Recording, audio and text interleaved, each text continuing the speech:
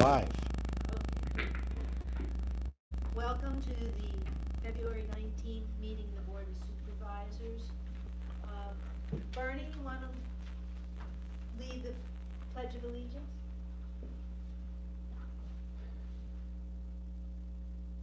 Pledge allegiance to the flag of the United States of America and to the republic for which it stands, one nation, under God, indivisible, with liberty and justice for all. Please remain standing for a moment of silence for the brave men and women that protect us 24 hours, 7 days a week, in the military, police, fire, EMS. God bless them for what they do, and a special prayer for those that have given the ultimate with their lives.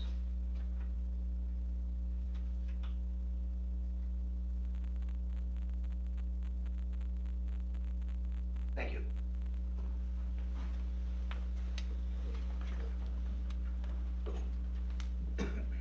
I'd like to announce that this meeting is being live streamed, and I'm going to change the order of the agenda so that Chief Bernat can get moving because she has another meeting.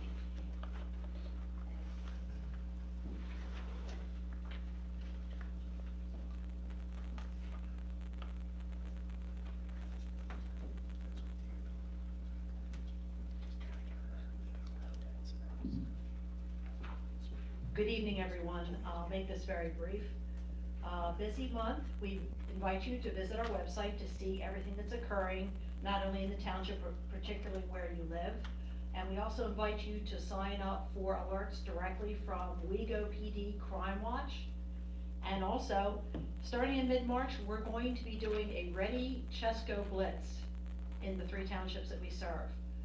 We found that despite the fact that the townships have done a very good job of advertising it, we've advertised it, our residents are not signing up.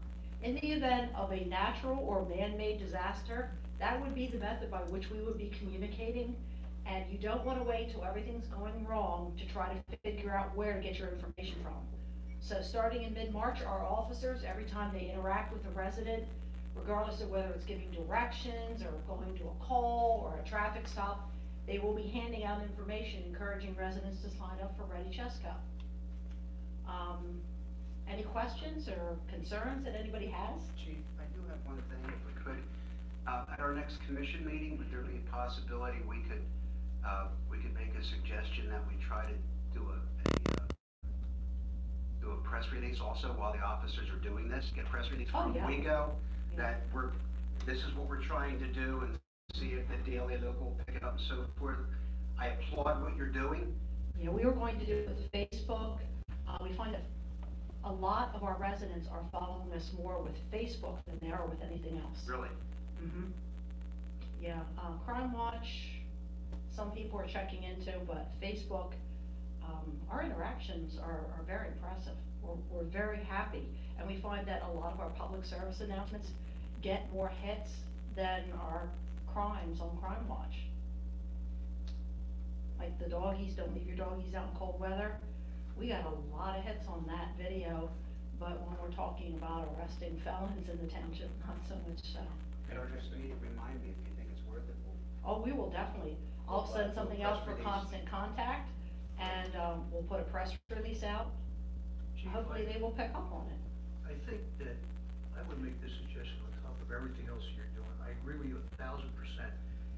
The number of people that we have that have registered for this is woefully deficient, Yes. despite the efforts of yours, ours, and everybody else's. It might be prudent to put, in addition to everything, or not to be super long, to talk about the importance of doing this for themselves, not for us, but for themselves, because otherwise they're not going to know. We could certainly aim for that. I know that we just submitted something for the newsletter, and that deadline is already passed, but moving forward, we could definitely include it in a future newsletter. You know, we can work with John. It seems like we got to do more than what we've been doing. The same stuff. How about this for a wild idea? How about this for a wild idea? With the campaign to get people to subscribe, why don't we say for if you subscribe, the township will donate donate $5 in your name for every one that we get, and we'll donate it to some valued purpose within the township. I'm just trying to stimulate residents for their own good, and for $5 by whatever number, it couldn't be astronomical.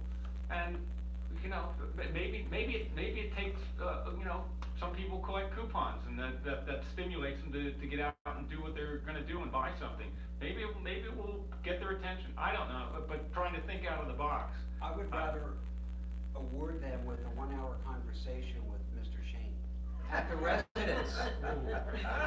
It's interesting, we also thought, a while back, we have a considerable amount of businesses, and we were looking to see if we could also distribute stuff to businesses. About 15 years ago, we were trying to advertise something, and there were several pizza shops that when they delivered a pizza, they delivered literature from the police department. So we're actually looking into that too, kind of like forcing people. I think it's a good idea. He's feeling very disappointed tonight, so I would say, so long, since he's the director of finance of East Bradford, I would think that the $5 should come out of their budget, but be used for our benefit. I want That's my up to cookie you. bag. Give me my That's cookie up to bag. you. But the one thing, this stemmed out of a conversation that I had with several people that were in the Department of Emergency Services. They indicated that they knew that East Goshen particularly had a lot of residents that were very concerned about the pipeline, and they thought that when this pipeline concern grew, that people's signing up for Chesco would go up, and it did not. So I agreed to be a pilot program in the county where we would see what we could do to raise registration in Ready Chesco. I applaud you for it. I think it's important. It might do better coming from the legal arm opposed to us, because we're just talking to a wall. Every meeting we bring it up, just sign up. And it's just in your like- notes. It's in our agenda. It's in your agenda every single month. Just like talking to Brian. Right. Chief, Mhm. there've been several incidences of solicitation in the township. I cannot discuss that case because that has turned into a very active investigation. Oh, is it? We have identified the individuals involved in that, and we are working to determine whether it is legitimate solicitation or the scam. So Okay. I can't discuss that. Okay, thank you. But thank you for bringing that to our attention. We are actively working that one. But it's, without the details of that, it's always good to remind that if someone comes to your door and the first thing you ask is, do you have a solicitor's permit? And if you do, show it. And if you don't, if they don't have it, that warrants a call to the police. In fact, in my place of work, we've just had that very circumstance occur with permits that we had issued, solicitor's permits, to a very well-known window company. And they appeared just yesterday at someone's door at 6 p.m. And they said, oh, I forgot my badge, my ID. And the person shooed them away, called the police right away. But it's so important Yes. to not hesitate. Sometimes people feel that it's discourteous to ask, or they're hesitant. Say, may I see your solicitor's permit? If they don't have it, And say I think in thanks, this goodbye. case, because it was a child that was soliciting, they gave a little bit of latitude, but regardless of who comes to your door, please, and anything seems out of sort, call us. It's so much easier for us to get there and sort it all out than to try to figure out retroactively who was involved in what they were doing. But that is an active case, and I'm hoping that the next time I come back, I will have a resolution to that investigation. Does it make sense to put on the website or something about, how solicitors need a permit and not to? It's a little more challenging because all three townships have different solicitation With policies. spring coming, we definitely ought to do it, and it should be a blurb in there all the time. Yeah. They're a real nuisance. Okay. Any other questions? Thank you, Chief. Thank you so much. Thank you, West Ham. Where's your gun? Come here. Back. Gun tote mamas. It's a purse designed specifically for people who Can carry. you hit 3 inches under my fingers? That's not nice. We Yes, I'm a firearms You wouldn't have instructor heard for a case state like police. this, would you? She's got her handcuffs two. Okay, we'll go back to the agenda with the chairman's report. The board met in executive session for a personnel matter prior to tonight's meeting. B, we did not receive a Growing Greener Dam grant. Damn it. That was for the Milltown Dam, but we do have, well, yeah, that was for the Milltown Dam. Hey, Rick, I got a question for you. The letter that's in our packet, now, maybe I'm wrong, but it seems to indicate the way it was written, that, please don't fly again. Am I reading that correctly, or are we prepared to do it the next go-round? I'll talk to Jason, and we would probably apply again, but Marty, you're not gonna get every grant you apply. No, I understand that, and I'm just wondering if, we've gotten a lot of grants, obviously. Yes. And they know that as well as we do. And I'm just saying, this letter, the way the tone of the letter was written, just seemed to indicate you've had your fair share. I don't know, Marty, I'm reading. Marty, it's a form letter. It's a form letter. It's a form letter. It's not, Okay. it's not Okay. what it's. That's I don't fine. think they would be writing it Then I keep specific editorial reapplying. to us, they wouldn't send to somebody else. I keep reapplying. Okay. C, FERC has reopened the public comment environmental assessment until March 1st, 2019. It doesn't really affect the township since we have already made our public comment. I wanted to ask a question about that, if I might, Madam Chair.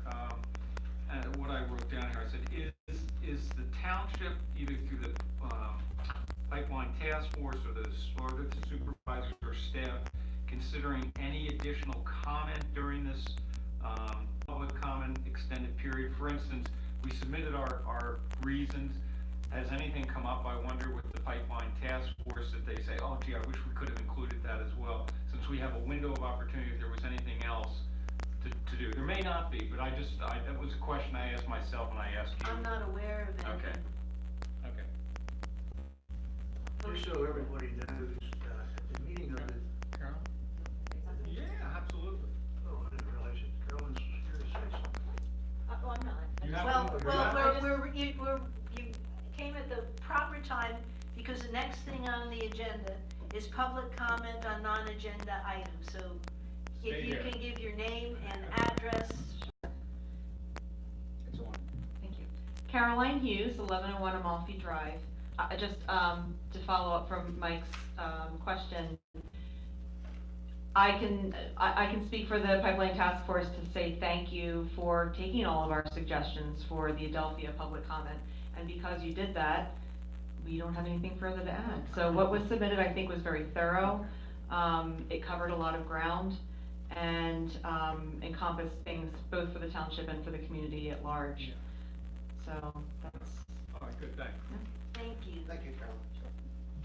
Yeah, thanks, Carol. What I wanted to say, just so you know, at the last meeting of the Chester County Planning Commission, I had the opportunity to thank on behalf of the board, the people that prepared the large response that the Chester County Planning Commission submitted with respect to the request. It is not something that they get very often, and I must tell you that the people that did it were more than happy that somebody spoke up, despite the fact that I'm not too bashful in that particular committee. But be that as it may, they did a wonderful job and were very thorough in what they did. Since we are in the public comment section, is there anyone else who wishes to comment on non-agenda item?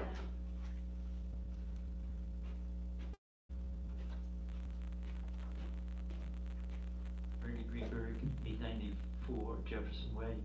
First, I want to comment the Pipeline Task Force on the EIS request that they submitted. It was very well done, very well done.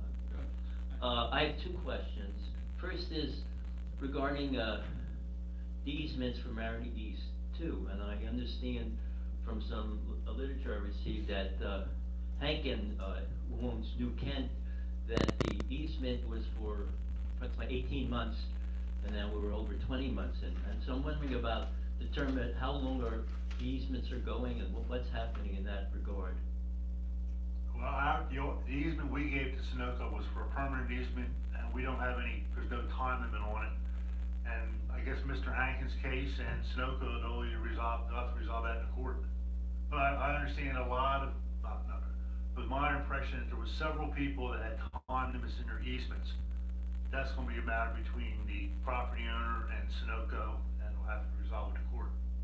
Most of the easements were approximately 3 years, I understand. I know that some people, my understanding is that some people had temporary construction easements that had a time limit in it. But again, any dispute over that, would have to be resolved in the court. My second question is, what is going on with the pipeline? I mean, there's a lot of activity, and I don't know. Our understanding is that. Can I finish just for a second? Are they drilling, or are they pulling through, and what's happening? Our understanding is right now they're doing what they call all the environmental work, putting up the barriers, curtains, et cetera, and that they will extend this, start drilling within the next few weeks. Do we know how much more they will need to do, and how much has been accomplished, and how much more? In East Goshen Township, the only pipe, we have pipe in the ground from Quaker, the drill site at Quaker. Both pipes are in the ground from Quaker north up to the Wellington sign. We have pipe in the ground from the first entrance to Bow Tree down, and it comes up at New Kent. And there's another section of pipe in front of Bow Tree. I'm not sure exactly how far, but that's all they have in East Goshen. They have none in West Town. They have installed none in West Town, and they have installed none in West Goshen. In East Goshen, do we have 2 and 2X in the ground, or only 1? They have parts of 2 and 2X in front of in front of Wellington, up in the shopping center. Both pipes are in the ground up there. But as the other one, they have 1 pipe from the entrance of Bow Tree 1 up to New Kent.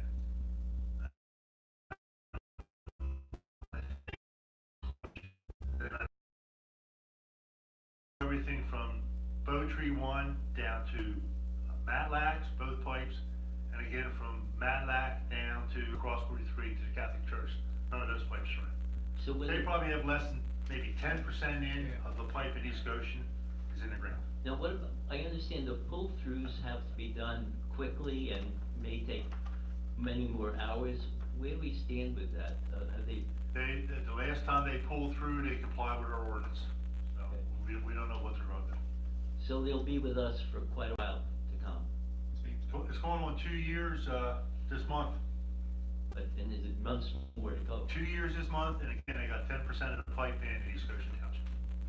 Hey, Rick, I think it's important, there's a little bit of distinction in the comment about up to Wellington. There's an open cut in front of the shopping center, it went from Quaker to the beginning of the open cut took it to Western way over to Wellington, correct? The open cut is in. So they have from Quaker, the drill site at Quaker, from there up to the sign by where Wellington, with the Wellington sign. Those 2 pipes are in the ground. Now, I think it's important for the board as well as anybody that's here, as well as the streaming, to understand that before Sunoco started back in 2017, I think it was around May, we'd had several meetings with Sunoco for various things. And we made them aware of both our noise ordinance and the hours of operation ordinance. And we clearly said to them that they need to abide by both. But if they were going to ask for 24/7 operation anywheres along the way, that they should do it then and not wait till they needed it, which would be now.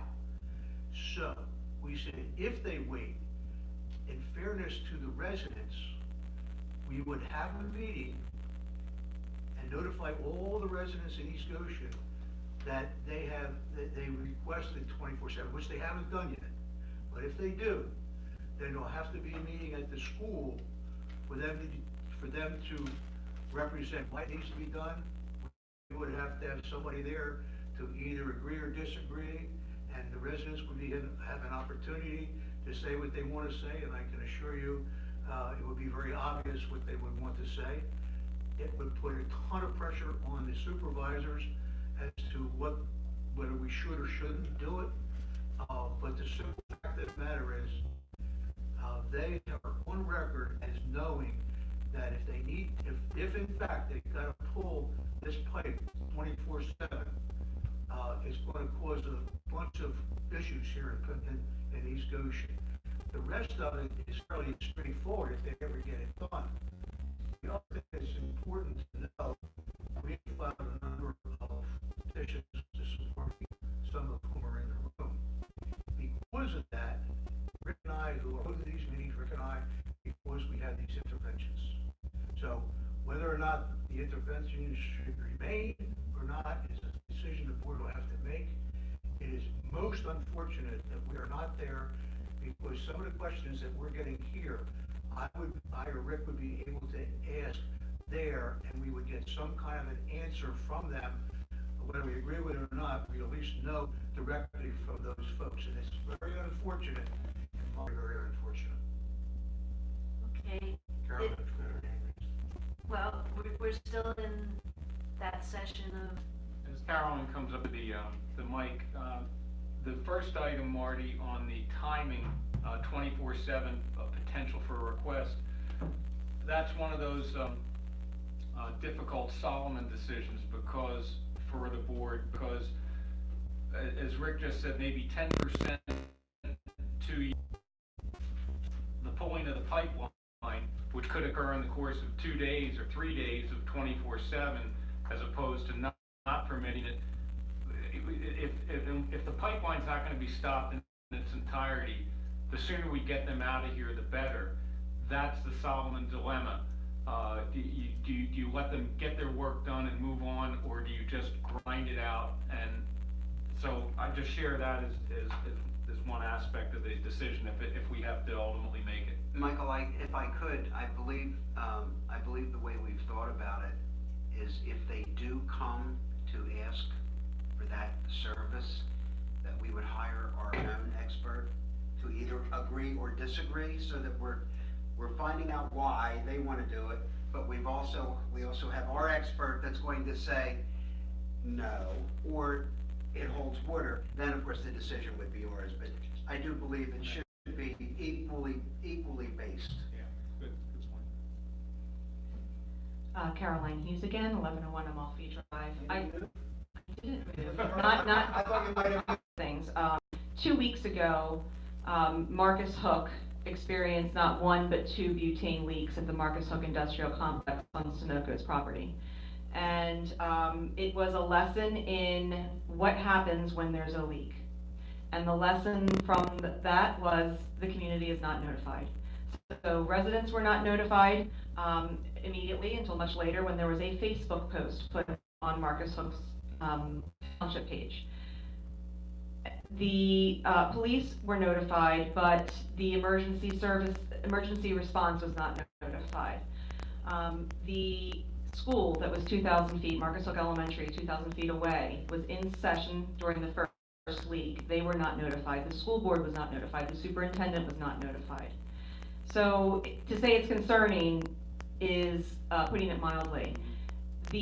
One of the heads of Delco Emergency Response found out about the leak when a reporter called him to ask what his thoughts were and what his comment was regarding the leaks. That's how he found out. And so we continue to have a pattern of close calls and luck. That's going to be a leak where it's not luck anymore. And I hate to put it that way, but it's true.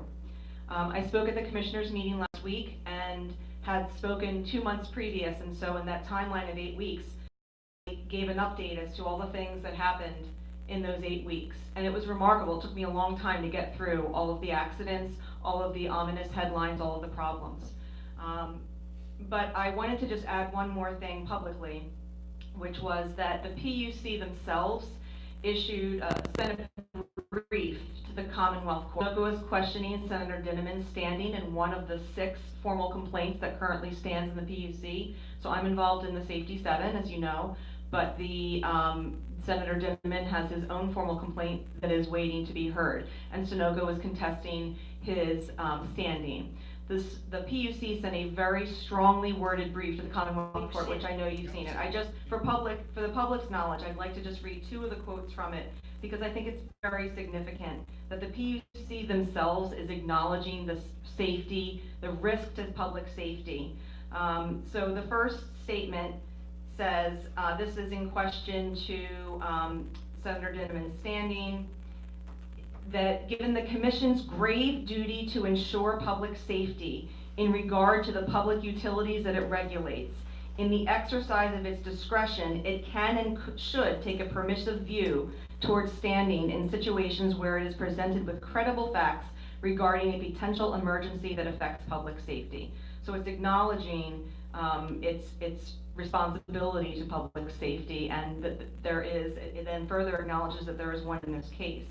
So Sunoco utilized an old case in which in another county, residents were complaining about a sign that Sunoco wanted to put up and the aesthetics behind it. I'm just giving that in reference to the quote. These zoning cases have no relevance to the issue presented by Senator Dinniman's complaint and request for interim emergency relief. For the most part, the protesters to the permits and variances may be aesthetically offended, but they do not risk being physically injured. This next part is pretty amazing.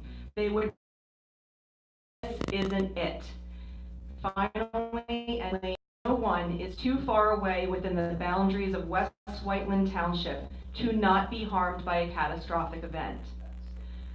So the pipeline in West Whiteland Township, if you look at the map of the pipeline, the furthest you can be in West Whiteland Township from the pipeline is between 2 to 2.5 miles. I'm being a little generous with that range. But let's say it's 2 miles. They're acknowledging that the blast zone is at least 2 miles.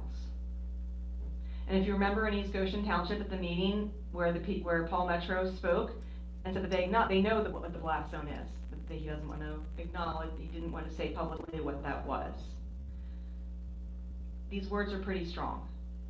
So I just thought that it was worth noting for public record. And the words are strong relative to what we would sense, and Caroline, you might, I think you'll agree that the tenor of the PUC has evolved, respectful of now the weight of the citizens and these places where we live rather than the corporate giant that they are. And when you hear the director or the head of the independent portion of the PUC, their investigation and enforcement, gentleman you just mentioned, who publicly states that they are a bad player, a bad... Have quoted that they expect to be done, because if it's going to hold up sections, at some point it has to cause a delay. Now, in East Goshen, there is no permits that are under review, so they could put in all our pipe and be done with East Goshen Township, restore everything that should be restored when spring comes in, and be done with things. I don't know if that's what they plan. It looks like they plan to be doing something, but if we don't exactly know what that something is yet. But I would expect, like Ricky has said, in 2 or 3, 4 weeks, we should see some kind of activity. But the point being, we all have to be very careful when we quote that expiration date until we find out exactly what the impact's going to be from these 27 permits that they're looking at. Well, thank you. We will move on, and if there are any Thanks, Carol. more public services reports, Carmen? Yes, ma'am. The reports on East Goshen Fire Company report East Goshen only. They had 34 fire responses, fire police 15 responses, 183 emergency medical service responses. Malvern Fire Company for January had 28 calls, 2 were basic life support with 1 transport, and 26 were advanced ALS with 22 transports. And Good Fellowship Club, 57 calls, which is about 11.1% of their service. Thank you.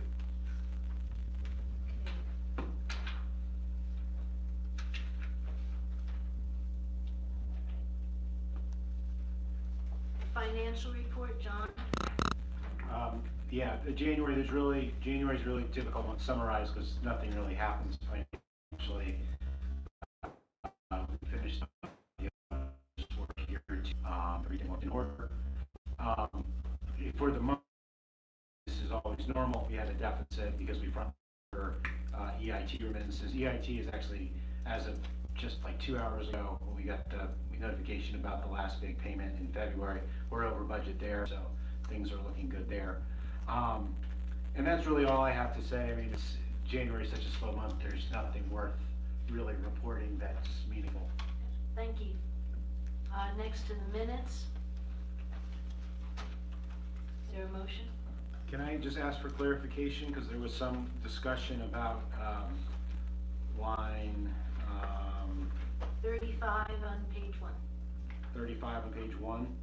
Should I revise, say, Carmen agreed with Mike about his rationale for opposing the proposed changes to the zoning ordinance? That is correct. Okay, got it. Thank you. Is there a motion for approval as? I'll make as a motion amended? that we approve the February 5th draft minutes with corrections that have been either emailed or discussed verbally. Is there a second? I'll second that. All in favor? Aye. Treasurer's report. Madam Chairman, since I normally take responsibility for this, I went through all of the bills. I'm fine. Does anybody have any questions that they want to address at this point? No, I have No. none on either matter. Was that a no from everybody? Okay. Correct.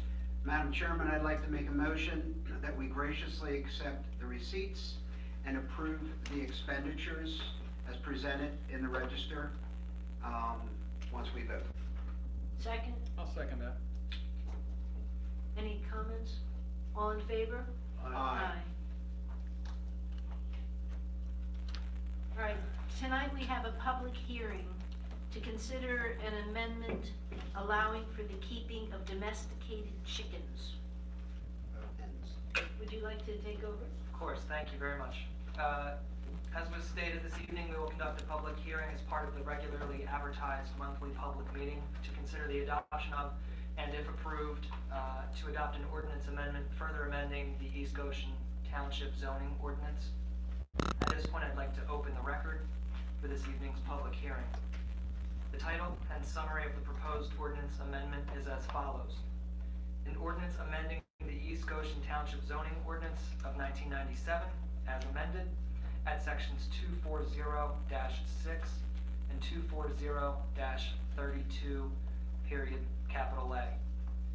In order to allow for the keeping of domesticated chickens within the township, to clarify provisions within such sections related to the keeping of animals, fowl, household pets, and domesticated chickens, and to delete sections of the zoning ordinance to remedy conflicting language. Just by way of introduction and background, the township now wishes to permit the non-commercial keeping of chickens by those residing in single-family detached dwellings which have a minimum lot area of at least 1 acre. In doing so, the zoning ordinance requirements provide for various definitions, including the terms chicken coop and run, and the term fowl. Of note, to summarize some of the amendment's highlights, the ordinance amendment limits the amount of non-commercial chickens that may be kept to 5. The keeping of chickens shall require a zoning permit from the township, and the associated chicken coop and run must be located in the rear of the single-family detached dwellings. By way of hearing exhibits, I'd like to now introduce and move for the admission of 5 exhibits related to this ordinance amendment, namely Exhibit B1, proof of publication in the Daily Local News on January 21st and January 28th, 2019. Exhibit B2, a letter dated December 19th, 2018, from Kristen S. Camp to the Chester County Law Library, providing proposed amendment for public inspection. a letter dated, Exhibit B3, a letter dated December 19th, 2018, from Kristen S. Camp to the Daily Local News, providing proposed amendment for public inspection. Exhibit B4, a Chester County Planning Commission review letter dated December 18th, 2018, which supports the ordinance amendment.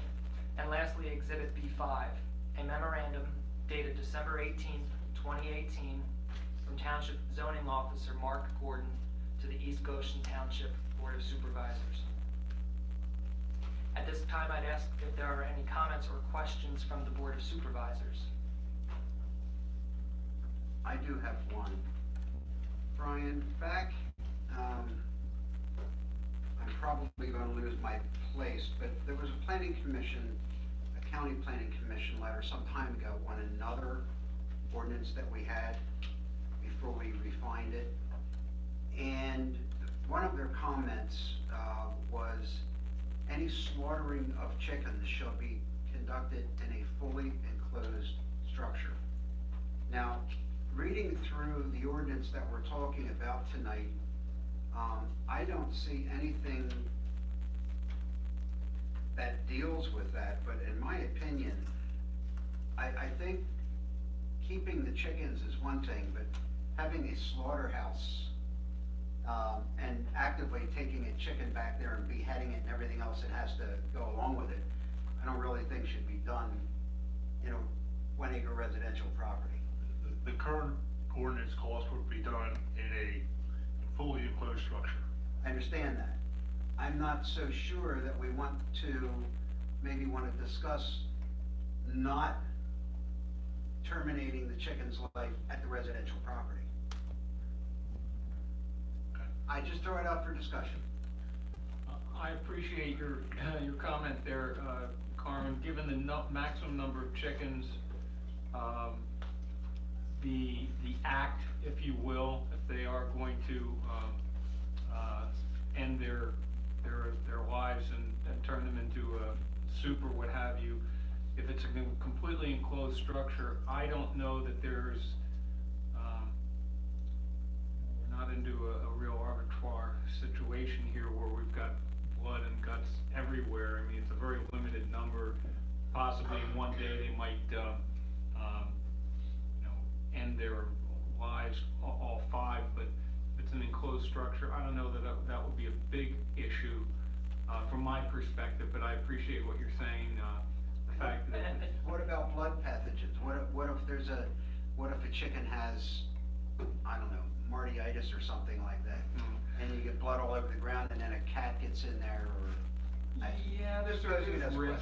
There's no Mr. doubt that Solicitor. there's some risk, I suppose. But I was only gonna piggyback off of Mike's comment and say that, coupled with the fact that the ordinance specifically limits it to non-commercial keeping of domesticated chickens, I think that kind of limits the parameters, the amount of chickens being kept, and the frequency by which this slaughtering, so to speak, may occur. It's not intended to, it's certainly the intent of the board to turn this into some sort of slaughterhouse operation where it's a continuous practice of a single family detached dwelling home. Well, if you can keep 5 chickens, that's fine. I have 5 chickens. I forget the average laying time of a hen, but I think it's a matter of a couple of years that then they get too old and you have to move on with them. So 5 chickens, if I start out with chicks, all of my chickens are gonna be about the same age, and about the age of 3 or something, takes 2 years to maybe 4, they're gonna start becoming non-productive, so that's when I would do my, I guess, beheading thing, or better yet, take it off property and give it to someone, let them put it in their soup. I just throw it out for discussion, that's all. If you don't wanna deal with it, just, don't deal with it. I think the provision that's in there in an enclosed structure, and given the number, I'm respecting your comments, Carmen. I don't have a particular issue with the current draft of the ordinance as it's proposed, and in that context.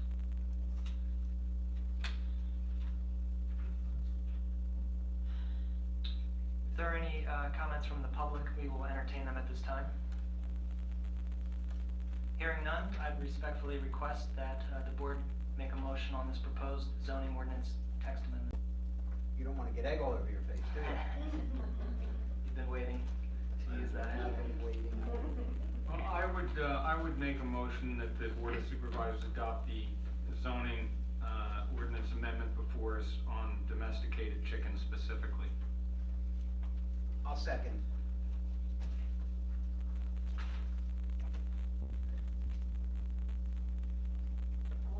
All in favor? Aye. Any opposed? Thank you. Thank you, Ryan. Thanks, Ryan. With that, the hearing is closed. You gonna fly the coop? I am. Yeah, don't squawk about it. I gotta get out of here. Gotta fly. See, and be careful if you're out tomorrow, all right? Thank you, Ryan. Moving on to old business. We are considering a recommendation on Westtown Township Comprehensive Plan. Westtown has been developing and revising their comprehensive plan, and as a neighboring township, we are asked to make comments and review what they have suggested. Rick, do you want to talk about it? Staff reviewed the proposed draft, and we forwarded our comments to the Planning Commission, which generated a memo dated 2/13, which identified 3 specific subjects. It was in everybody's packet, posted on the webpage. And from a practical point, all of West Town's boundary with us is already developed. Absent something on Route 3, some improvements on Route 3 or something to the road, there really is no more potential for development. But the staff would recommend that the board send a letter, or authorize us to send a letter to West Town highlighting the 3 comments raised by the Planning Commission. Madam Chairman, I would like to compliment the staff of the Planning Commission on the tactfulness of their response. They pointed out issues and recommendations, but they didn't tell them what to do. They suggested that they review very carefully the items that were brought up, and I think that's a very excellent way of treating your neighbor, and I think they ought to be complimented on that professionalism. I agree, I think it was very well worded. May I offer one comment? As Rick has indicated, that much of the shared border and the environs on either side are pretty well developed. There is some potential infill. Infill can be problematic and create challenges.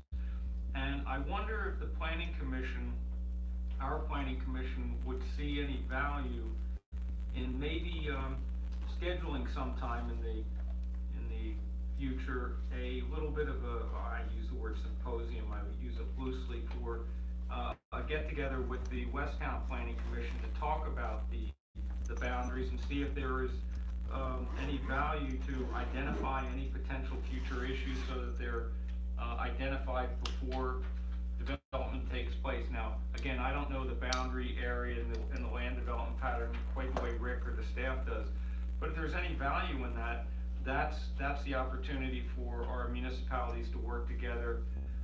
Planning commissions do that very effectively, so I don't know whether there's value, but it was something I made note of within particular regard to number 3A of the recommendation. We recommend that the Westtown East Goshen work together in the future to improve the Westchester Pike corridor. Just a thought. Well, I think that number 3A is very important, and we have been talking with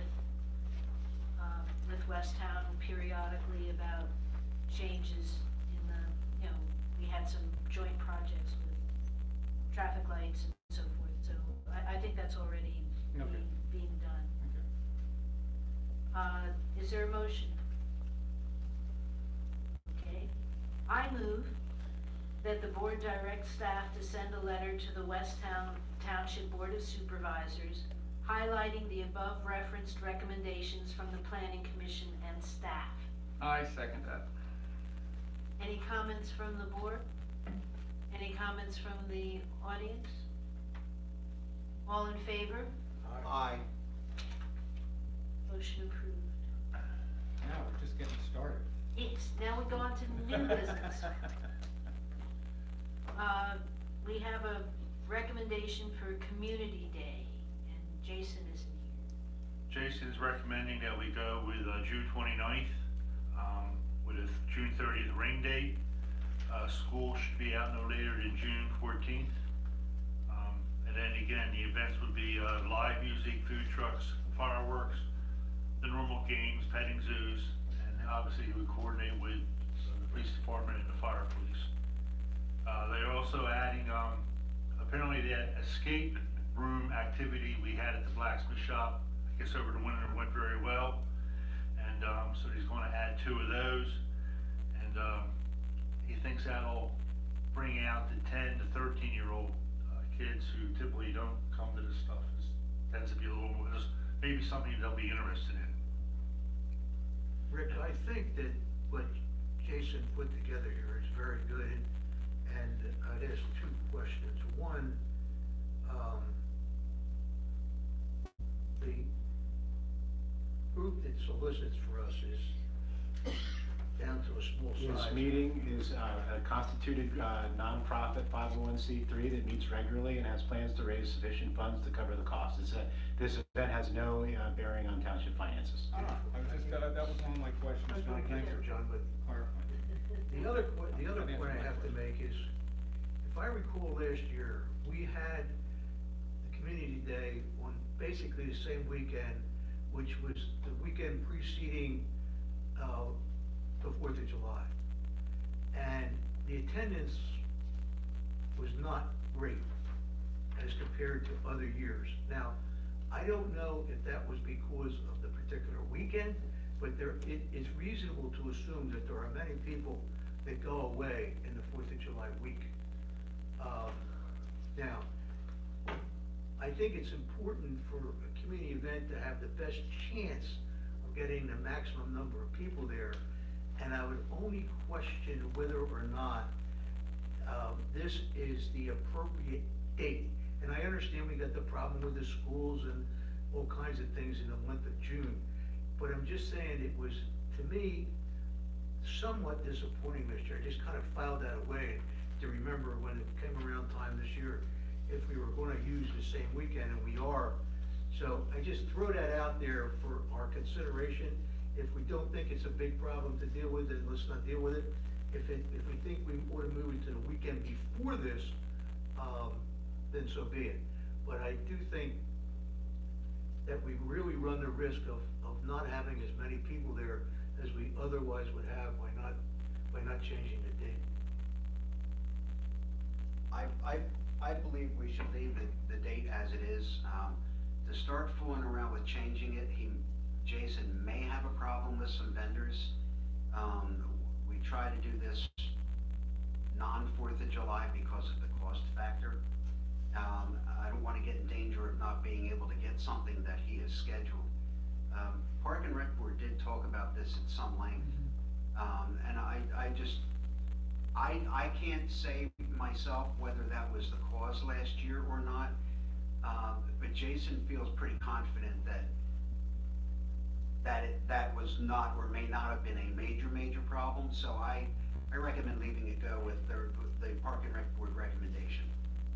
Yeah, I would agree as well, Carmen, and I think that knowing Jason and the Park and Recreation Board, they probably vetted this pretty good, and if as Marty has indicated, if that shows itself again this year, you know, I have confidence in Jason, no different than his recommendation on the farmer's market, that he's gonna make a good call to either switch it around or look at some variant if all of a sudden it starts to look like a trend this year and we don't get as good a turnout. So I'm comfortable with that. I think a lot of planning has already gone into this and vetting. My recollection of last year, and it's a year old, so it may not be accurate, is that there, in the earlier hours, there were plenty of young children because there were lines going to all the bouncy houses and so forth. And then come fireworks time, there were plenty of the older people coming. And the issue, which has been for the last couple of years, is to get the teenagers in. And I think that Jason's trying to do that with the escape rooms, and we should give it a try. Madam Chair, I'd like to make a motion that we schedule the 2019 Community Day for June 29th per the Park and Rec information that we have in front of us. Is there a second? I'd second that motion. Comments from the table? Comments from the audience? All in favor? Aye. Motion is passed. Okay, I'm gonna hand this over to John. We have, at several meetings, discussed a payment portal for sewer and refuse bills, and I think we're now kind of set on direction. Yeah, the Finance Committee recommends, the committee consists of Marty and David recommends that we proceed with a payment portal solution for sewer and refuse bills. This would be just identical to your Aqua bill or your Comcast or Verizon bill, where when you get an account, you can set up an account and with a password, you can log in, find out what your balance is. You can make a payment directly through that portal. What I'm proposing here is, or what the Finance Committee is proposing, is that it be a township absorbed fee model, whereby the township incurs the cost of that transaction. It's the same way that Aqua or Pico or Comcast or Verizon would do. Just for perspective, I think there's been concerns in the past about the idea that, non-users of the portal would subsidize users of the portal. And when we sit down and run the numbers on the costs of other ways of making payments, your sewer and refuse payments, the lockbox costs $700 per month, not to mention staff time in correcting mispostings, which happen fairly frequently. So that works out to $8,400 a month, just sending the check to the Baltimore address. If you drop off a payment or mail a payment to the township building, that results in considerable staff time of opening the envelope, manually processing it, manually keying it in. Granted, those are probably fixed costs most of the time, but still there's lots of labor costs associated with the old-fashioned way. We've also, if you are on the ACH automatic debit program, whereby we draw the money out of your account every quarter, that too, we estimate, and that's only a relative minority of township residents use that solution.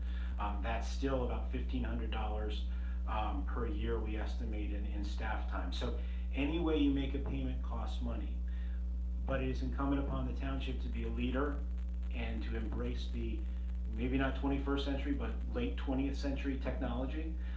So I think it's incumbent upon us to explore this. What I'm proposing is, and another sort of reason to support this is that it's going to, could theoretically drastically reduce the amount of customer service that we need to do.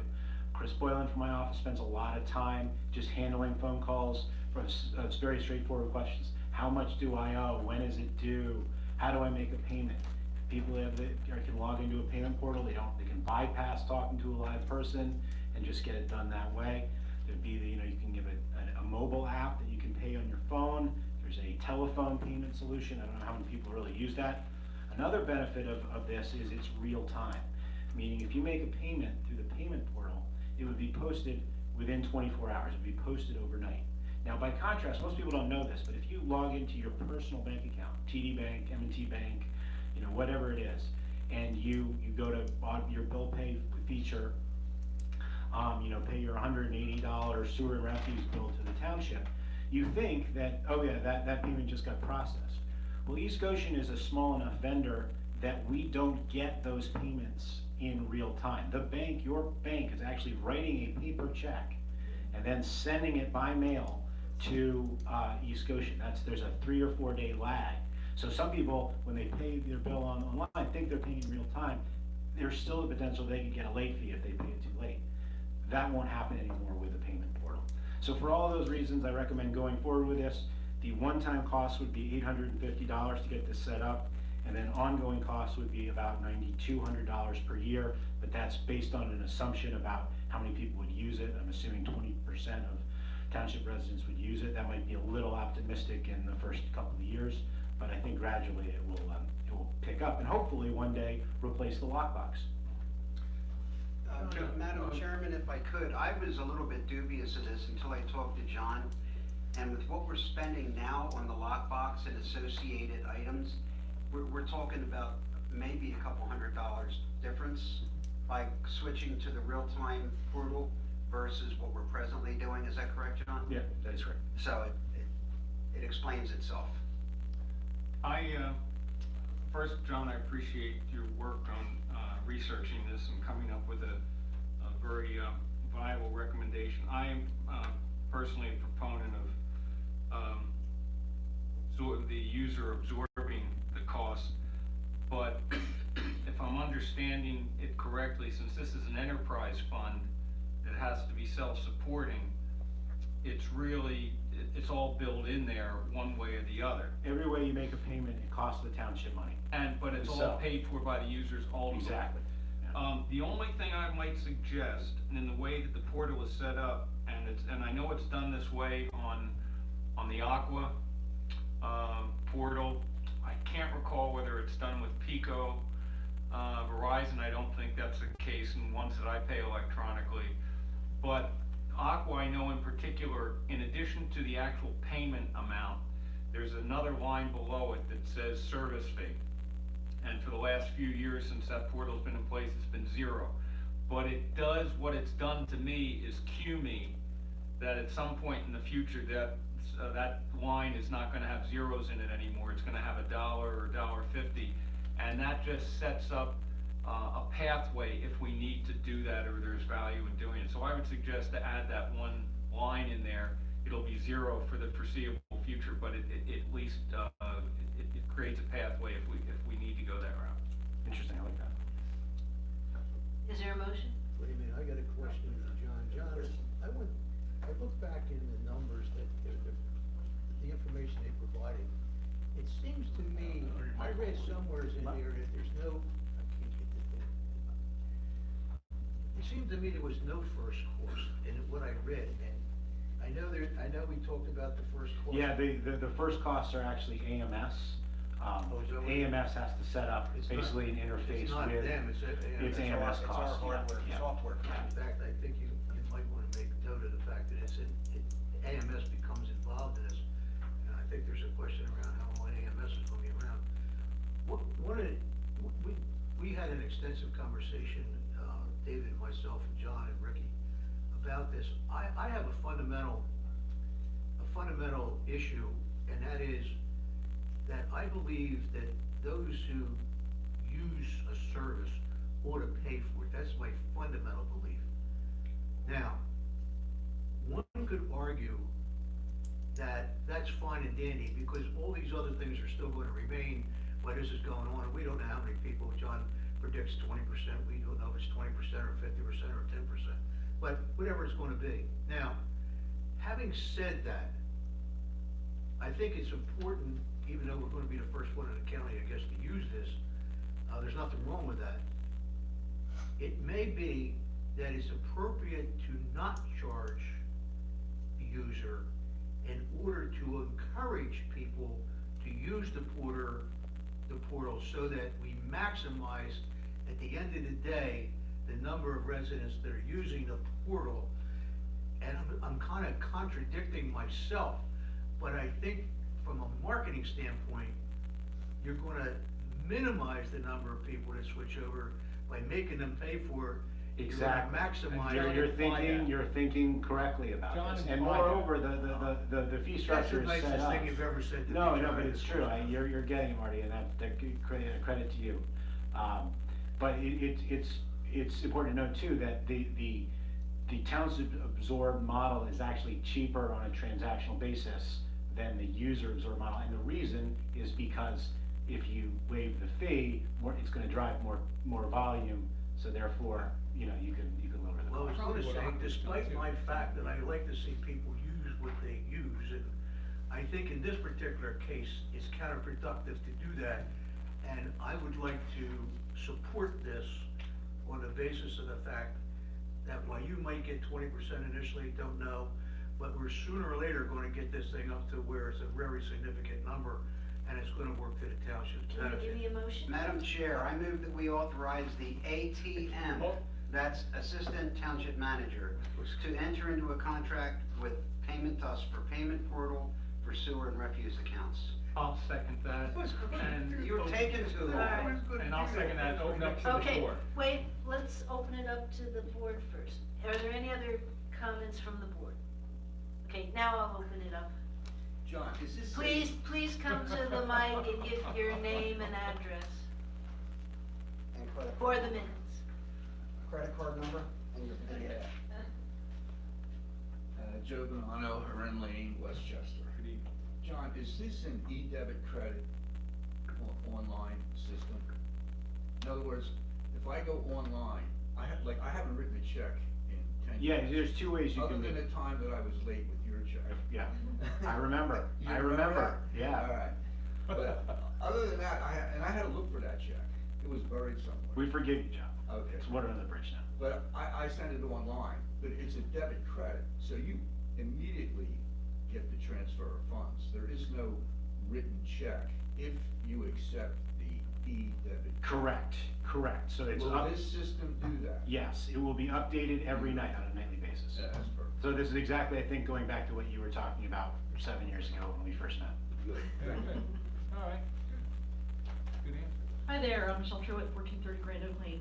I have a question regarding identity issues, because there's a lot of online identity fraud happening and a lot of online phishing that's Absolutely. occurring. So has this company been vetted to make sure that they have the appropriate safety? Well, as we are required as part of the process, and I forget all of the terminology here, but, so we, at the moment, Michelle, we accept credit card payments for MyRec for recreation programs, and also, you can actually pay with a credit card now, it's just there's that convenience fee to make the payment.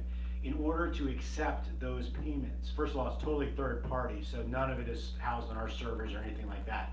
But in order to do that, there are various certifications that are actually quite time consuming to get through, that you're required to have before you can do that. So that, I mean, if you go through in the materials that I included in the packet, there's some discussion about that it has to be something certified and this and that. So, the simple answer to your question is yes, to the extent that there are red flags beyond what I've already thought about. We'll be working with Bert, who's our IT consultant, as well as Joe Leibel, who's the president of the financial software company, AMS, that we've talked about. So there are, between the three of us, we will catch those. But, obviously, you're right, and I don't have a bulletproof answer. I would also observe, though, and the urgency for doing this really sort of sped up in my mind when we had the red flag bandit. I don't know if you remember this from like 3 months ago. There was a group that was going around to mailboxes, seeing the red flag up, and then We've been victims of that. yeah. So and then taking checks out of the mailbox. So there's a potential threat, and taking checks out of the mailbox, whitewashing them, and then putting in their own name and $10,000. So there's any way you make a payment, there's the potential Of risk. course, yeah, I just don't wanna see our township be open to a liability, and I know that we do pay a lot of our stuff, we pay everything we possibly can in an automatic Yep, type of yep. fashion. But We do have in our insurance policy, does have a Great. e-commerce, I think $100,000 cushion. Is that the Perfect. 250 now? Okay. Yeah, there is Okay, that'd be yeah. great. So there is that built in, and, would there be a way to market this so that residents are aware that? Oh, absolutely. The So- organization is certified in those? Yeah, no, forms? that's actually, Michelle, that's a great point. And I mean, there's a 3-month rollout period, so we're hoping to go live with this kind of like sometime around when schools get out. That gives us a month before the Q3 bills get out to work any bugs out. But it also gives us time in the summer newsletter to put stuff in. And again, your point about security is a very important and great idea to highlight in any of the sort of marketing we do around this. So thank you. Even just having an overall general, security alert, just reminding people about security in one of those newsletters where you're gonna start rolling it out is always a helpful thing. I think it's really reassuring, and I think a lot of people need to be reminded. Yep. Because they're so lax. Thank you so much. Good. Thanks, Michelle. Hi, Brian Sweet, 646 Meadow Drive. Comment and question. So John, I totally support adopting this technology. I think the board should approve it and make the investment in the technology. I do think the adoption rate of 20% feels a little optimistic, considering only 11% today are using what you call a modern payment process, either the ACH or the online credit card. No, that's a special program we have, and a lot of that is for people actually on payment plans. But that's just so that basically we do all the work for you. I have it in my memo, but the numbers are really quickly. Sorry.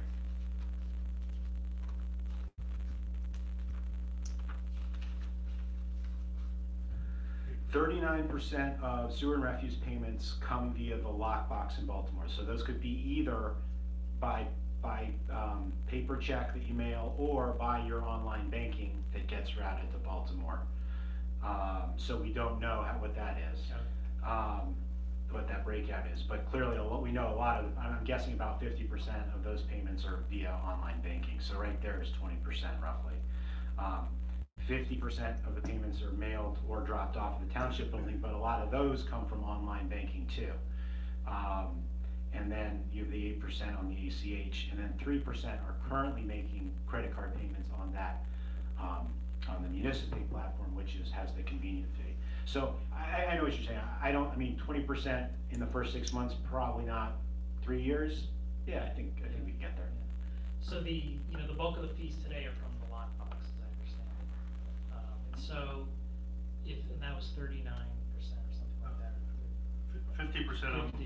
50% we get mailed here, somebody Drops off. Yeah, they get the bill today, tomorrow, there's people lined up the front to pay. Or on the last day, they Right. show up. But so if that drops to 1%, do you still incur the entire cost of the lockbox? Well, I think what, the direction you wanna go is do you get rid of lockbox? So as it is, we send out 5,000 bills a quarter, 2,500 of them are coming back here, so we have the ability to just process payments that come here. You get rid of in the long term, get rid of that $700 a month for the lockbox, and then you're breaking even. Yeah, I guess my point is just, the board should just accept that cost will be ongoing until we do something to get rid of the lockbox. The lockbox doesn't go away when we implement it. Correct. So, Correct. again, I think this is the right thing to do, but there's gonna be a period, and You're we have to absolutely decide right. on how long that period. There's gonna be a double payment, you're For saying sure. there's gonna be a Yep, double sure. payment Yep. period, sure. Yeah, no, you're absolutely right. Your point is taken, all right, yeah. Thank you. Any other comments? Okay, we'll have a vote. All in favor? Aye. Opposed? Motion is passed. Thank you, John. Next,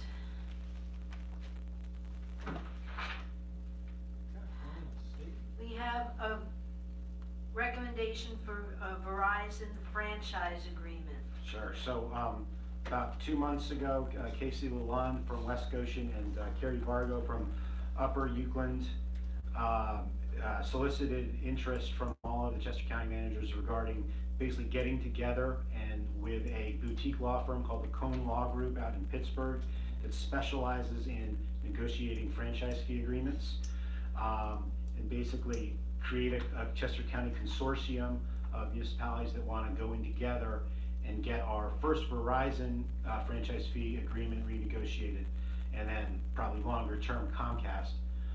Our Verizon agreement, and pretty much we're all on the same schedule, expires in December 2021, so we're still very early right now. our Comcast agreement will expire on New Year's Eve 2024. The concern that's being raised, and at first I think Rick and I were very skeptical about this because we just sort of thought, well, the franchise agreement has already been negotiated, it's just going to auto-renew. But the concerns that are highlighted, that others have highlighted are that in 2006, when we first put these franchise agreements in place, you know, cable, there wasn't streaming video and content that you could get from wireless features from Comcast and Verizon. It's just a whole new kind of business model these cable operators are working within. So there's revenue streams that weren't anticipated that aren't being subject to the franchise fee agreement back in 2006. They're not being subject to it here in 2019. So, you know, the concern is because Comcast and Verizon are really focusing less on cable and more on wireless, that they may just sort of run roughshod over us if we don't get together and form a more powerful syndicate, if you will.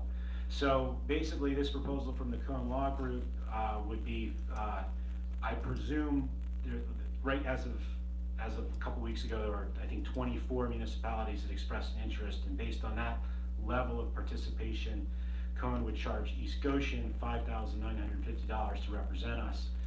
For perspective, we budgeted $450,000 this year for cable franchise fee revenue, and about 50% of that comes from Comcast. So it's really, and also I talked with Kristen, our solicitor, about it, and she said, you know, look, I could try to renegotiate this, but you know, Cohen, this is all they do. You're going to get a better rate and a more knowledgeable service.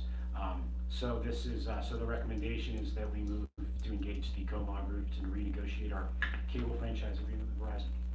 I can share that in my other role in East Bradford Township, we've used Cohen Law Group in years past.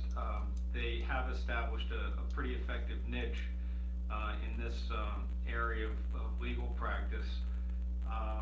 And the contact with the two attorneys we had some years ago, they were quite competent. Value is pretty good. I recognize, John, what you're saying. What's budgeted as a receipt. This $5,950. Where would that be coming from as an expense in our budget this year? Legal. I thought that was probably the answer, but I wasn't sure. But I think it's worth an effort. It could pay off. And as John has noted, in the recent year of reporting, and again, in my world, I've seen the same thing. The receipts, there seems to be a trend now in the receipt from the franchise agreement, the 5%, that the receipt is going down because people are going off the grid, they're changing or off of the cable, and this may be a way to reinvigorate that receipt, which is an important number at $450. John, I think what Mike says is true. I also think that these guys are in the niche and they've been in this business a long time. That's not to say that that's a penalty, but I read this whole thing. So, you know, sometimes you fly through things, other times you pay, you know, pretty close attention to what they're saying. They have indicated a lot of things that you need to talk about with Verizon or Comcast, but Verizon in this case, that you probably as an individual, you might miss or not get anywhere. Now, I'm sure that Verizon has very professional negotiators because they don't want to get taken to the cleaners. At the same time, we need to have somebody representing us that likewise does the same thing and has the experience to do that. In reading this, despite, I mean, it's obviously well done, but they must have done this about 1,000 times in making these proposals together. But to me, it gave me a great level of comfort, and I can't quite understand why there's not more than 24 communities unless theirs aren't up. Well, if you think about 76 municipalities, think about how many of them don't have 5 board members with that thoughtfulness and clarity of vision that you guys. We're smarter than most things. But keep in mind, But one of the things I want to ask you, John, is there's a fee. Yeah. And in here, there's a baseline that they get that kind of everybody agrees with. And then you're allowed to go out and talk to them individually about your own personal situation that you would like to see added in here. Now, the question I have is that fee include that, or No, is that's a that? separate thing, and I can't really conceptualize what that would be in East Goshen's case. I mean, I don't know Okay. how our situation is any different than West So Goshen's. if we don't or- have anything special to add, it's the number that's in the. Yeah, it should be. If we do, if we have to go out on our own to a degree, then there's a certain cost associated with that. And I think they had that in there, Yeah. as a matter of fact, Yeah. as to what that is. I would, based on what I read, and the fact that I think that they're gonna do the best job possible for us, based on what Mike has said, and just looking at this as a niche market for these folks, I would make a recommendation that we accept this proposal and move forward this, and appoint you the point person for this effort, which they kind of allude to, the fact that there should be one person and maybe more appointed to this. I think it certainly should be you and whoever you think should also be involved directly with this, because it's gonna take a lot of work to get this thing done, and probably a lot of meetings somewheres. So, Is that I a would make motion? that motion. Okay. It's about time, I second. Is there any other discussion from the board? Yes, I'd like to make another comment. The fact that a number, we're always talking about regionalism and cooperation, so we've really got that going here. There probably will be a few extra dollars spent with their solicitors, having some interface with our solicitor, in this case, probably Chris, and it may not be a lot, but there may be some, but the one item that could be beneficial, since we may have 20, 24 or more municipalities participating, and there are gonna be a lot of good questions asked. And I'm not suggesting that Cohen is going to isolate municipalities in this group, agreement, but if there was some way to, coordinate, blog or something, to bring all the comments together from various municipalities so that everybody can see what other municipalities are asking and talking about and seeing the responses. That way we get some, the benefit of, 20 other municipalities who are asking questions we may not. So I don't know how that would Well, work. I mean, but- it's a joint thing. It's not like I would be sort of independently sitting down with Cohen. I'd be sitting down with Carrie and Casey and Rob Pingar and, Yeah.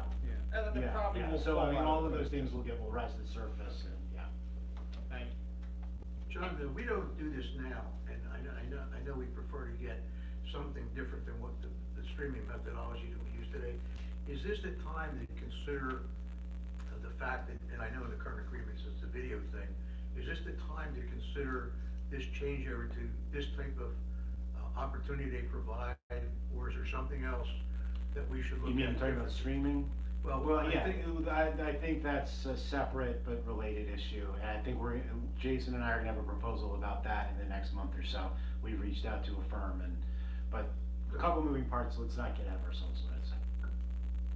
Any comments from the audience? Is this? Joe, here. Joe, Come on, buddy, make the walk. This is your phys ed program, Joe. This way the folks out in streaming world can hear you. John, is this a hardwire? Yeah. Your address, your name and address, Okay. please? Joe Bonanno, Heron, Lane.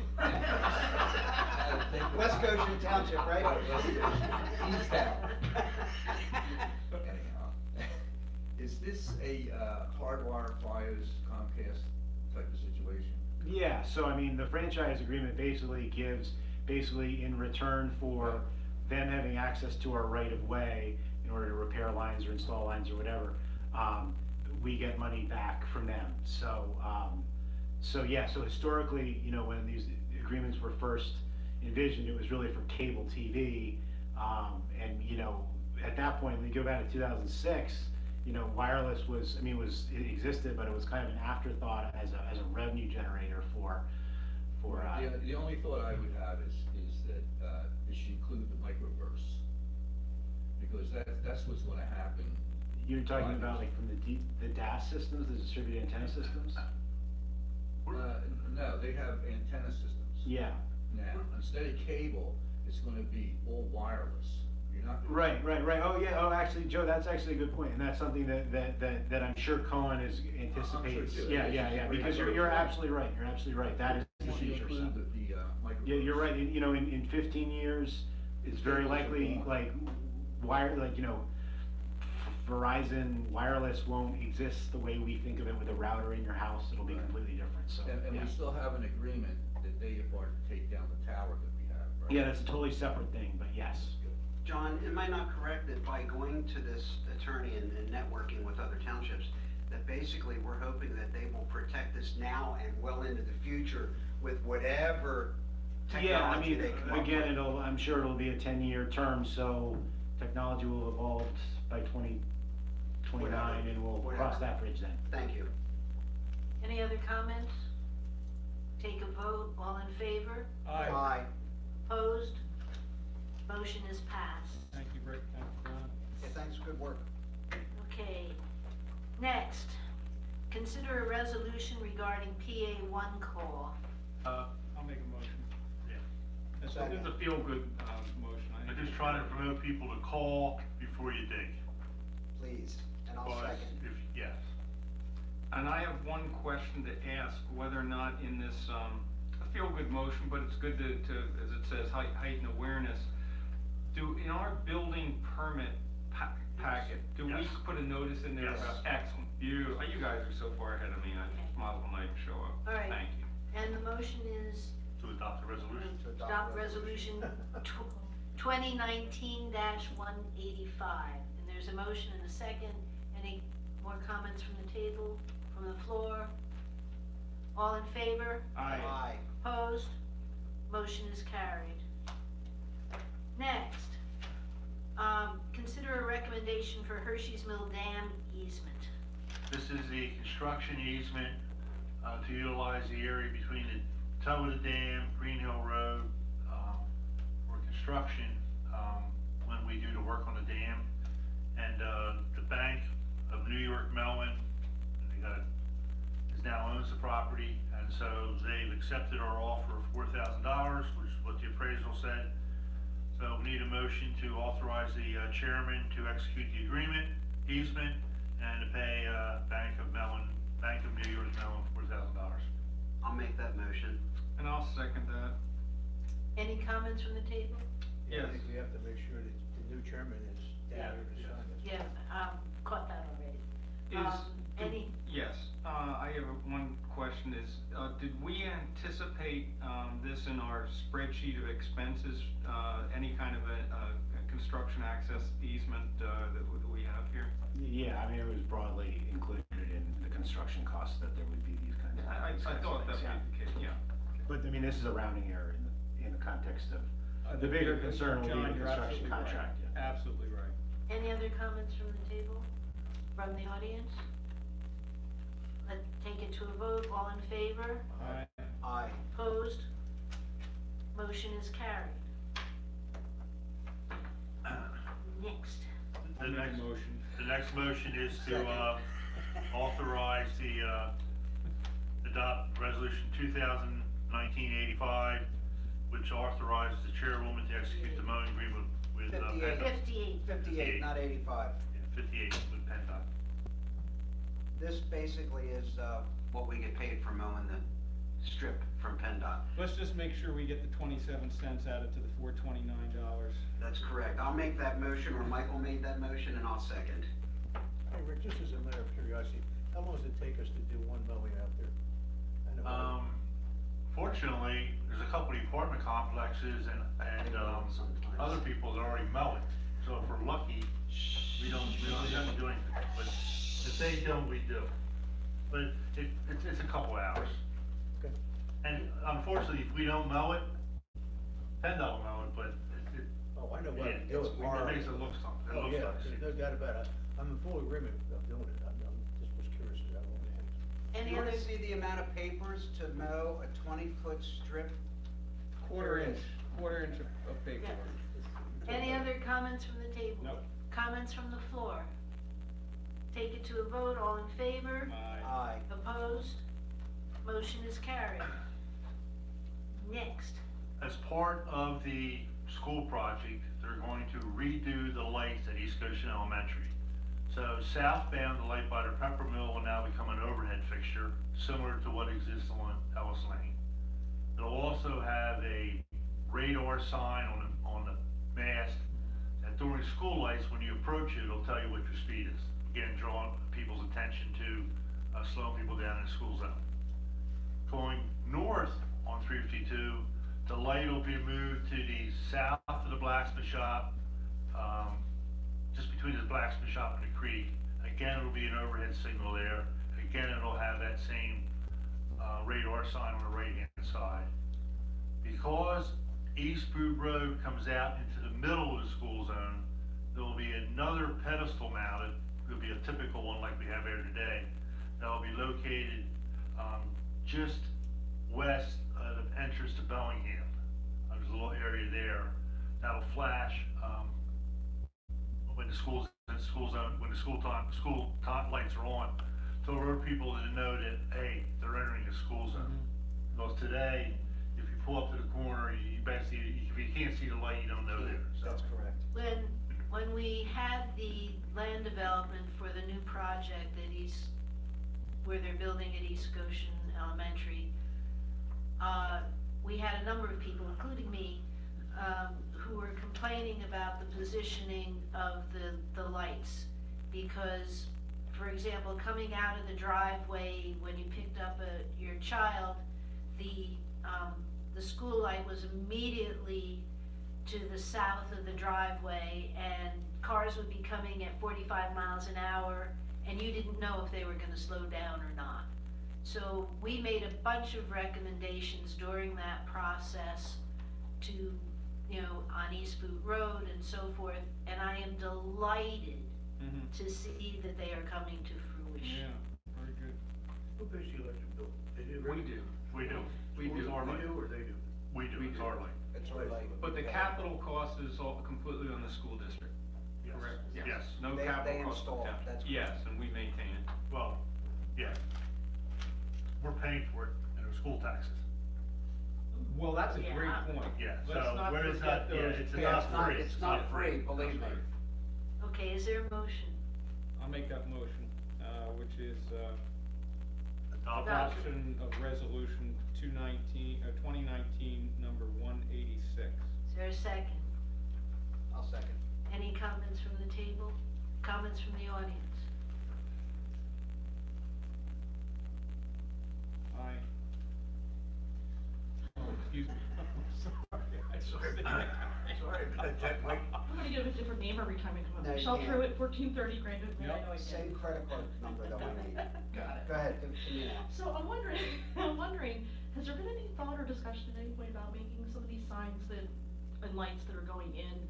Is there any thought to making some of them solar powered? Is there, because, you see them on the side of the road, different places, on some of our state highways and whatnot, and in other states, where they have little solar panel on them.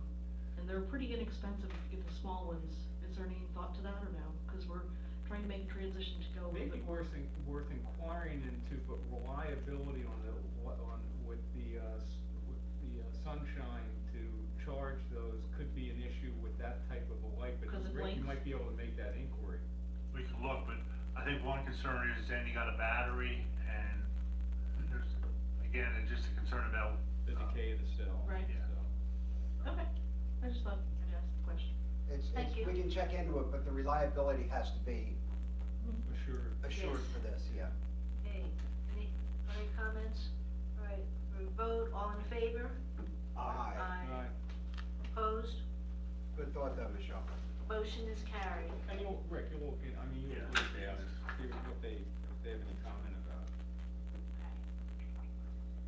Next, we're gonna consider a recommendation for King Road and Sproul North Chester Road intersection. That's up on 352. We've had some discussions over the past couple of years, with East Whiteland. Long story short is, we need to have McMahon, oh, back up a second. We're looking to improve the intersection. A traditional improvement for the intersection would involve the addition of left turn lanes at all approaches, and then widening and signalization. One of the things that PennDOT is going to require, or will ask us to look at, is a roundabout. If we want to apply for grant money, we will either have to, the roundabouts are the hot ticket, so either if you go with them, your chances are getting funding are probably pretty good. But if you don't go with them, you would have to document why not. We currently have a conceptual plan of the traditional improvements with some costs. We have a sketch plan of a roundabout. In order to move the project forward, we believe we need to have McMahon update the conceptual plan to a sketch plan to a conceptual plan, and then bring both costs up to date. The proposal from McMahon is $7,000. $7,500. Well, $7,500, East Whiteland has committed, they agreed last week to pay their half, so if our board would agree to pay our half, McMahon could proceed. Madam Chairman, I'll make that motion. I think it should be noted. We need a second. I'll second it. It should be noted that, well, it was Janet, myself, Ricky, John, did you go to that one too? Yeah. We were all there, and it was an interesting meeting, and if you recall, we wondered about this roundabout, and whether it would even work there. Well, the fellow from McMahon sort of convinced me, anyway, that yeah, it is. But the more interesting thing is, if you did the conventional way that Rick described, it was like 13 houses or 13 properties that were involved in this thing to some degree, that had to be dealt with. The roundabout, it's either 4 or 5 that are involved. However, one of them has to be totally demolished and gone. Now, the idea was, once you get the information back, you'd have a pretty good idea of what this whole thing is gonna cost, barring any grants. A lot. And you gotta decide what you wanna do. The possibility of getting grants is pretty high. And they are gonna talk to Immaculata to see if you can get not only a multi-township, but a multi-township plus Immaculata, even if it's a small amount of money. Then you got a private-public partnership going, Right. which is even better Get yet. more points. But the interesting thing is that when you get that information and decide what you wanna do, then the various townships are gonna have to meet with the individual property owners to make them aware of what the hell is going on and how it's gonna affect their property. Then, depending upon the feedback you get and what the boards think, you would move into meetings with the public and so forth and so on, so that they get an idea. Now, I would dare think, just based on living up that neck, pretty close to the neck of the woods, I would think that the people are gonna really, anybody in East Goshen that lives up that way is gonna really be enthusiastic about improvements to this intersection, because it is pretty lousy. And they would probably be favorable. Now, whether or not the houses that are affected by it, or the properties are affected by it, would feel the same way, that's another ballgame. But the simple fact of the matter is, when something that probably should have been done a while, maybe a long time ago, it is really interesting to work with a partnership with East Whiteland, who really we haven't had much interaction with, and they were very good to work with, and they were very knowledgeable, and I'm looking forward to seeing what happens in this project, because it's going to be somewhat interesting to see if it turns out to be a roundabout, as opposed to what we thought originally in terms of the conventional way of doing business. And up there, I gotta tell you, that's a weird intersection. Yes, it is. Yeah. So you can see Yeah. why Geometry, it's all out it would of be line. less properties affected if you do it with a roundabout. And we have a tape, by the way, somewhere here, people are really interested in it. They did some work and they videoed it, so you can see the impact of a roundabout in a rather congested area. So, if anybody wants to see it, you can make arrangements with Rick, or he can send it to you, email, and you can look at it if you're interested in doing that. Now, I'm a Jersey girl, so I'm used to traffic circles and how we took great effort to get rid of our traffic circles, but this description of a roundabout isn't anything like what I'm used to growing up. It's much smaller, it's a single lane around, and there are all sorts of speed calming changes to the road to make it safer. And So- then there are several examples of recent roundabouts, one at the Pecopson home, at the prison off of 52, there's one in Unionville, there's one outside of Marshallton. 320, I think, is the one they showed us. 320, okay. That I would would- be towards I'm a- media. Yeah, I'm a proponent, I think in the long term, they're, just as you say, they're a good traffic calmer. And when we see, if you're there in the rush hour, and you see some of the turning motions that occur, and the workarounds as people try and go around, there are lots of blind, movements there. I know it's going to be a long process, and it's gonna be expensive, but if we get the grants, a roundabout could be a very effective long-term solution.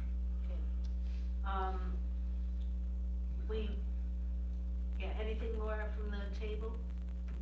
Comment, We did. yeah, there is a motion on the floor. And a second. Comments from the floor? Vote, all in favor? Aye. Opposed? Motion is carried. Good. Making progress here. Good night. Night, Caroline. Night, night.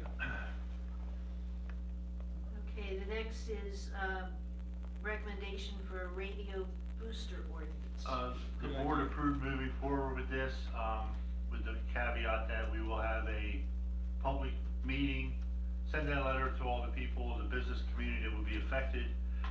We're looking to schedule the meeting for Wednesday, March 27th. That's the last Wednesday of the month, At 7 o'clock. at 7 o'clock. So if everybody's, I would just observe, it's probably gonna come up too with the large business breakfast thing that we're doing too. That's that same morning. yeah, Okay, so. Is that the big, That's the big guys? The big guys, yeah. Yeah. I was gonna ask that because it seems to me, we're gonna send a letter out ahead of this, right? Yeah, we'll get the letter out in the next couple days. The folks that are gonna be affected by this, some of them at least, we're gonna see in the morning. And I'm Yes. sure that's gonna be a great topic of It conversation. ought to be the topic. It'll be. The question becomes is, and I know you picked a date, is that the right date to fix? Well, we had the small business earlier, and again, those people will be affected as well. Well, at some point the letter's gonna go out. The point of the matter is should this meeting be ahead of those breakfasts that we're gonna have, so that the breakfasts serve? Well, the bigger- first breakfast is in like a week and a half, so we don't have enough time to. In other words, if everything goes right, we will get this letter out, and therefore we'll have something to talk about at the breakfast. Okay, I mean, it's. Yeah, and then those can. I just wanna make sure that we got things in the right order, that's all. what resources, will we have at this meeting to address technical questions and issues? Is gonna be us, as staff and us, or are we gonna have first We'll see if we can get responders or somebody else here. engineering so that they can answer those technical Yes. questions? Okay.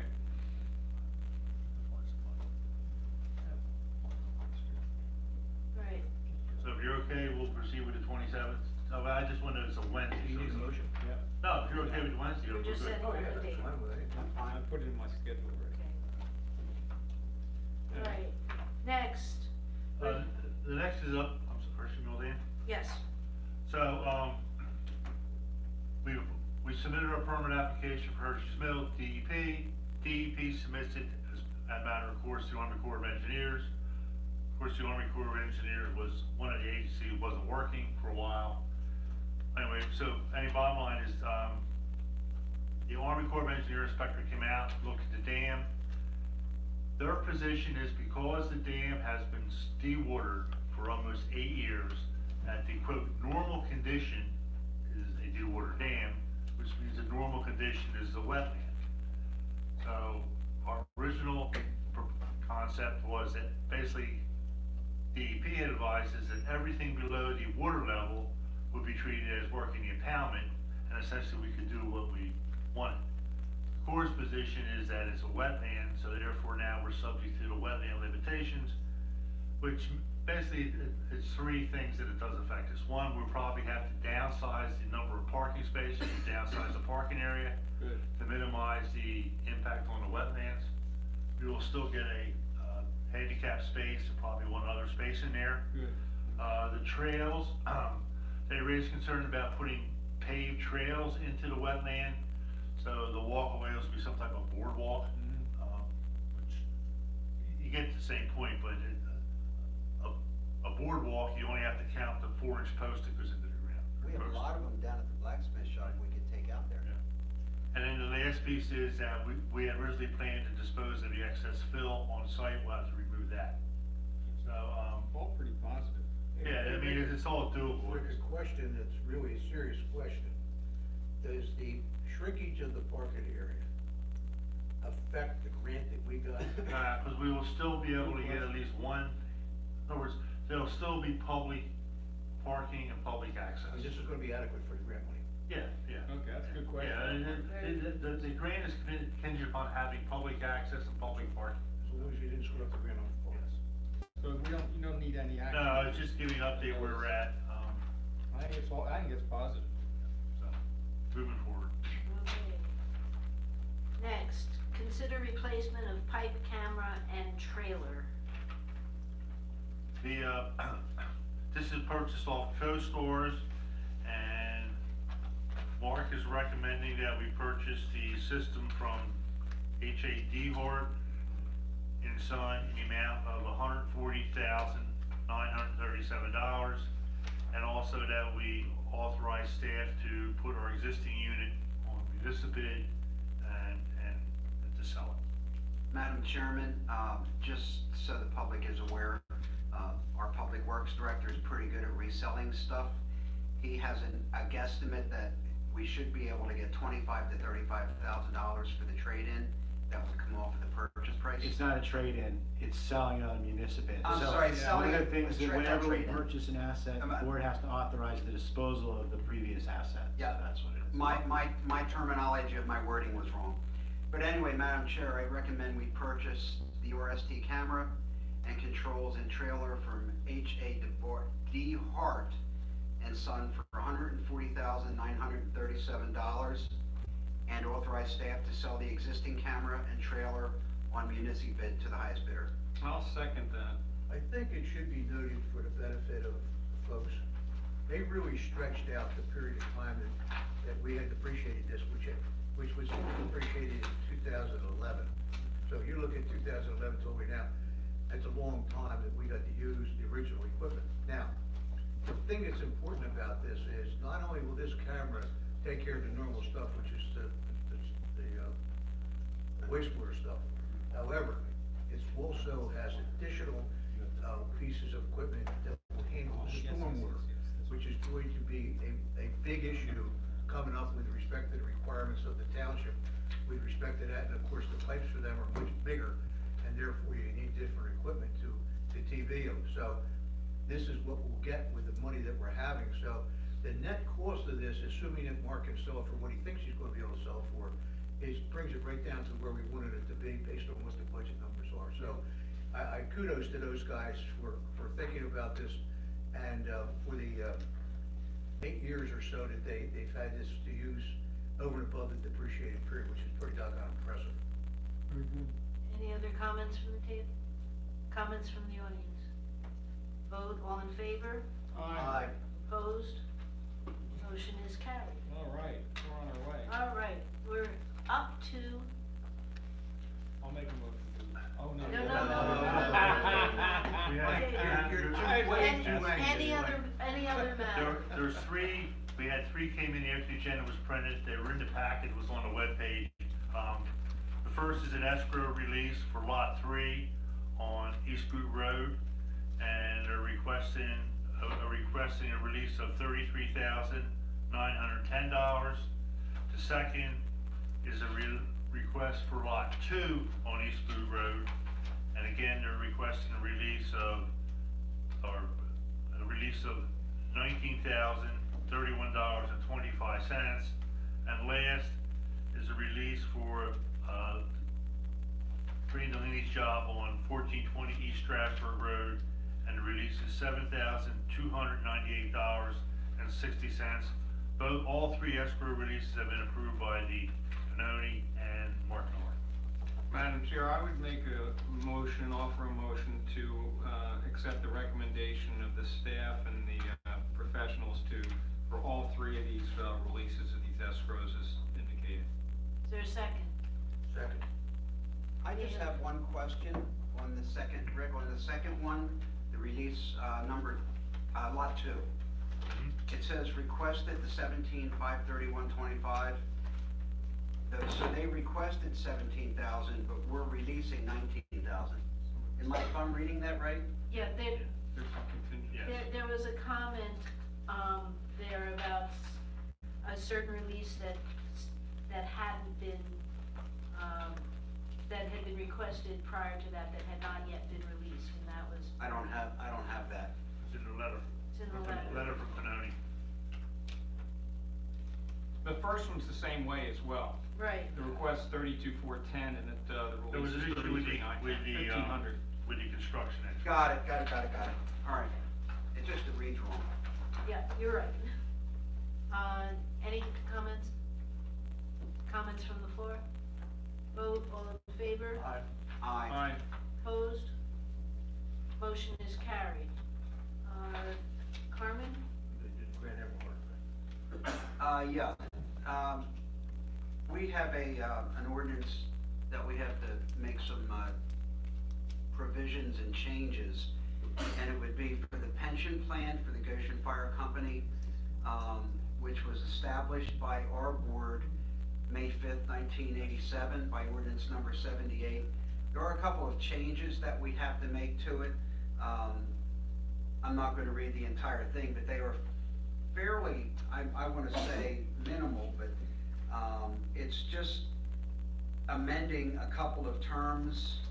Wait, can I jump in? Because it's Sure. not minimal.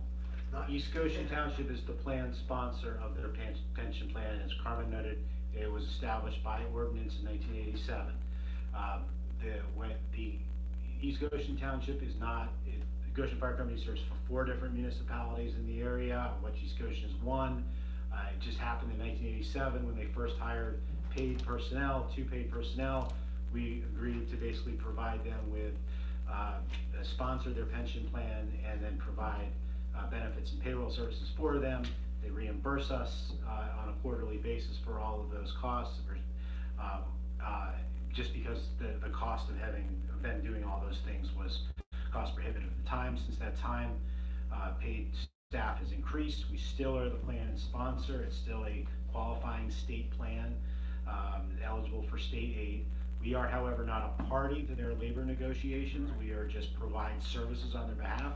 But because the pension plan was authorized by our ordinance, if there are going to be changes to the pension plan, as agreed to by those 2 parties, the Goshen Fire Company and the Goshen Professional Firefighters Association, they have to also be ratified in our ordinance. So there's there are sort of 3 critical changes. One is increasing the multiplier, which calculates how much of their final average 5-year salary they get in pension. So that would increase from 1.25% to 2%. Okay, remember, the Goshen Fire Company is responsible for any cost, any excess cost there. So the township, East Goshen Township, has no financial liability. The other thing would be to cap the maximum benefit at 50% of that average 5-year salary. And the last thing, and this is critical for them long-term, is it prevents the firefighters from being eligible for non-service related disabilities.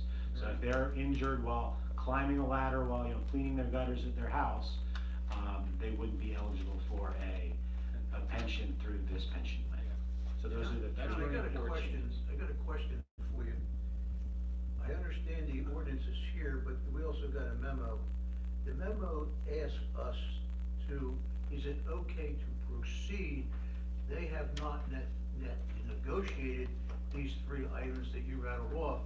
So. Right, I mean, what I would say to that, Marty, is let's schedule it, and we can just continue it I don't think we wanna adopt an ordinance until Right, that's the there's a question. ratified collective bargaining agreement between those 2 parties.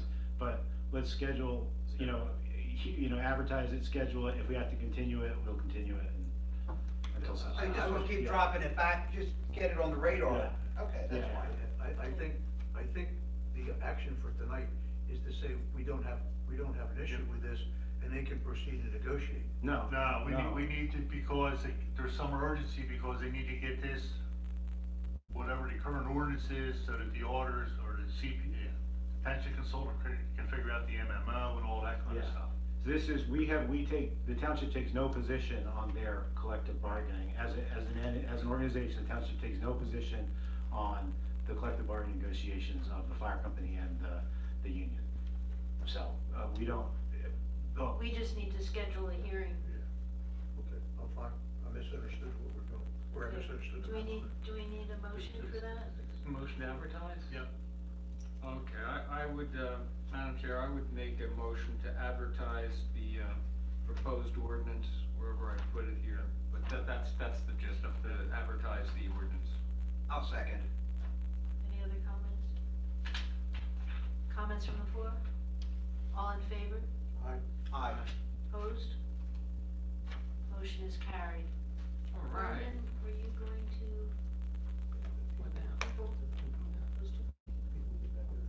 Oh, yeah. Oh, okay. That's what I had been talking about. Oh, okay. I didn't expect you to do the fire. Oh, I thought you, yeah, I was gonna say. No, I didn't expect you to do that.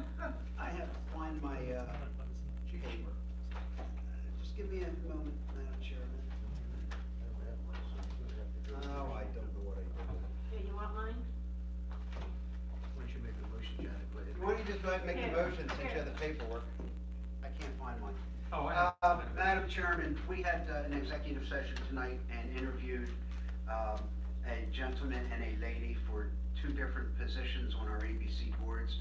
So at this time, I would like to make a recommendation to the board that we appoint Christina Morley to the Pipeline Task Force upon notification, and that we appoint John A. Stipe to the Planning Commission, effective on notification. I'll second that. Any comments? Comments from the floor? All in favor? Aye. Opposed? Motion is passed. Congratulations, Christina and John. Good luck. Okay. All right, we have some correspondence. We have correspondence from Tom Killian. We sent him a letter opposing House Resolution 291, which was legislation that would replace the current EIT collection system with a statewide collection system administered by the Department of Revenue. We stated our opposition, and he is thanking us for the letter. We have West Goshen Township, we have sent us a letter notifying us that they have a request for a medical marijuana dispensary that they are going to have conditional use hearings. It is, if it's right across the border. If you go on Ellis Lane, right across from Wiggins, the old bank, and that's where it would be located. No, yeah, that's where I paid my county taxes. Well, that's nice. Madam Chairman, I have a question on that. Ricky, under normal conditions, we would notify by some means, but. We did.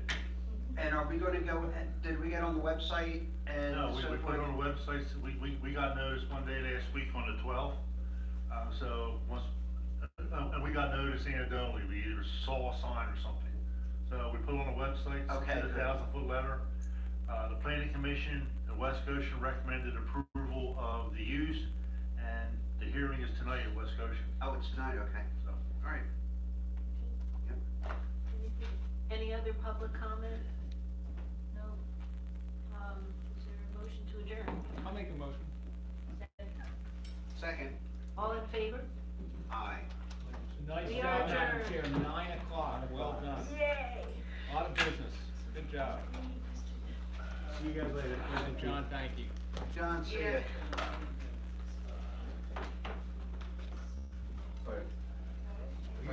reason? No, just to meet you and Carmen, if you have time. Oh, did I talk to you today? Yes. Okay. Oh, this You is- remember me? Huh? You remember me? Yeah, but I'm trying to figure out why. From tech class, tech Oh, class.